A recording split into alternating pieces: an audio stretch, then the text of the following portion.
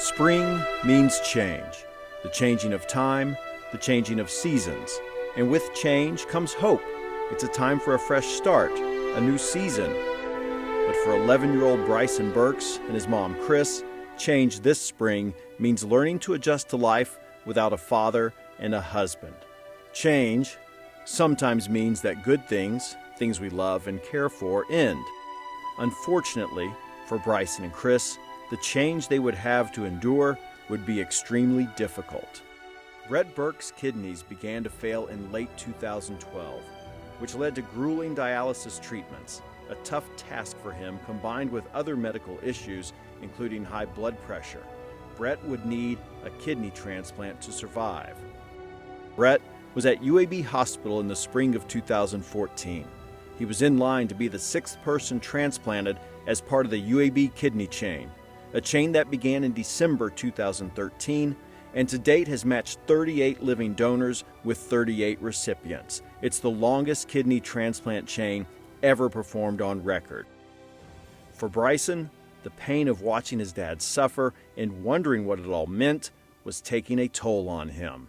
I was having seizures about halfway through the first year of my dad being sick, and it was just so much stress put on me from dialysis and having to do my homework in the parking lot of the dialysis clinic. Bryson had already been diagnosed with Tourette syndrome, a nervous system disorder. With his dad getting sicker prior to transplant, the pressure Bryson felt began mounting, his tics worsened, and his seizures, now at 20 to 30 per day, became violent. Bryson saw more doctors and was prescribed a host of medicines, but nothing worked. The seizures, which seemed to help Bryson cope with psychological stresses, no longer took those feelings away. Finally, a doctor pulled Chris aside and said Bryson needed to be admitted. And Bryson was telling me he was ready to go. It was actually his birthday, and it was December 11th, and he said, I don't care where I have to go, I just need to get better, Mommy. I can't stand this anymore. I just got down on my knees and I begged God to only open the door that we were supposed to go through, to please not give me choices. Bryson's doctors had trouble finding a facility that would take him because of his seizures. Chris was given the name of a neurologist at Children's of Alabama, Jan Matheson. Bryson came to see Matheson and had a seizure in his office. Matheson admitted him to Children's of Alabama. The medical team found that Bryson was having non-epileptic seizures causing conversion disorder, a neurological symptom disorder that starts as a mental or emotional crisis triggered by a scary or stressful event which converts to a physical problem. While Bryson was getting treatment for conversion disorder, he also saw Jan Rowe, the coordinator of the Tourette syndrome and tic disorders program at Children's of Alabama. She and I would kind of work in tandem to make sure that we were supporting each other's work and getting him to use strategies in each location, either for the Tourette syndrome or for the conversion disorder. As Bryson settled into his new routine, Brett was home in Saltillo, Mississippi, getting dialysis treatments and trying to stay alive until he could get his transplant. Finally, in January 2014, Brett got the call that his transplant was a go. While Brett continued his recovery and Bryson continued his treatment, Bryson's doctors gave him one more prescription: go have some fun.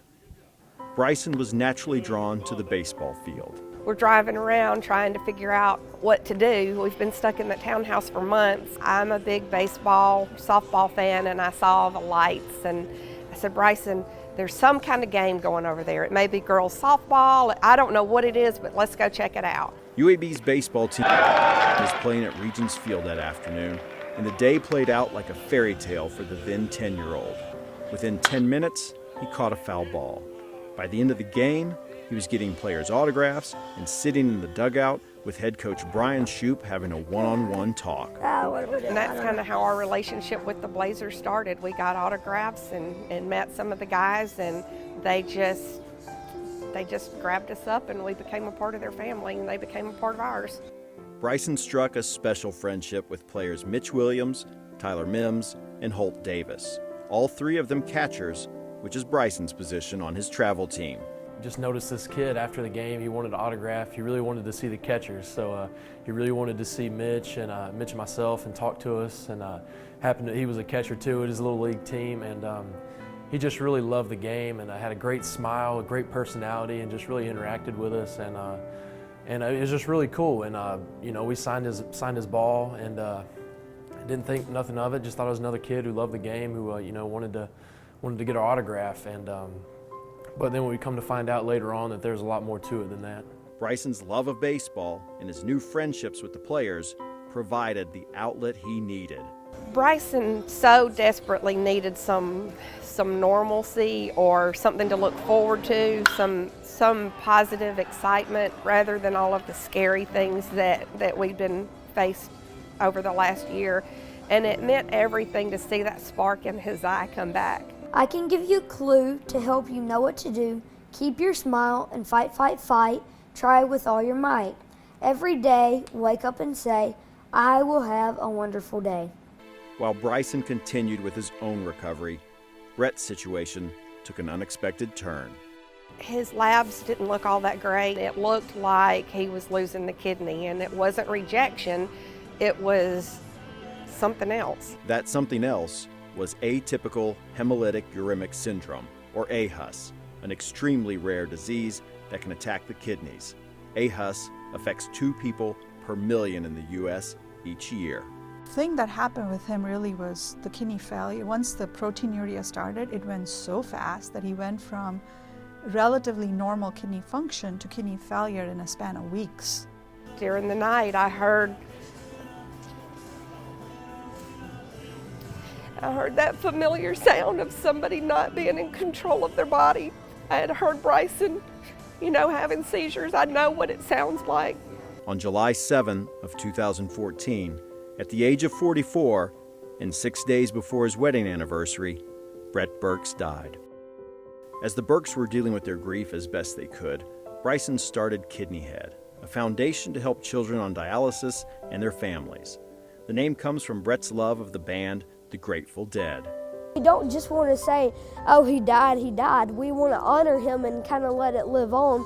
Bryson's foundation is focused on supporting patients on dialysis at Children's of Alabama, and he's off to a great start, having already raised $2,500 since December. Bryson, he never talks about what he's been through, the pains that he's been through at such a young age, and he truly cares about others more than himself. And I think that he knows that what he's been through is a way for him to reach others that are going through the same thing. Chris says at a time when a young boy needs a role model, UAB's baseball team provided that anchor for Bryson.